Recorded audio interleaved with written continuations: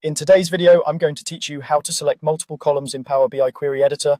We'll walk through the exact clicks to get you there, and I'll share a few tips so you know what to expect at each step. Start by opening your Power BI app on your desktop and head into one of your reports. On the left side, look for the panel with the icons and switch to the Table or Data view. This gives you a grid-style look at your fields and makes it easy to find the table you want to work with. Next, locate your table in the Fields area, right-click it, and choose Edit Query. This opens the Power Query Editor, which is where column selection and data shaping happen. If your interface looks slightly different, some versions label this as Transform Data on the home ribbon, but the result is the same. You'll land in the Query Editor.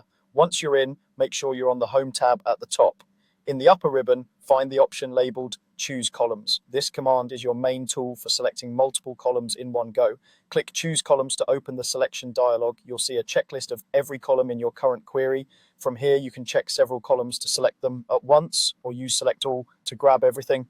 There's also a search box, which is handy in wide tables. When you confirm your choices, Power Query focuses on the columns you picked, letting you streamline what you see and work with. This is a great way to quickly narrow down a large data set without manually clicking through the table preview. If you need to navigate directly to a specific column instead of picking a whole set, you can use the second option found in the same place. Click Choose Columns again, then select Go to Column. This brings up a search-ready list where you can type part of a column name and jump straight to it in the preview.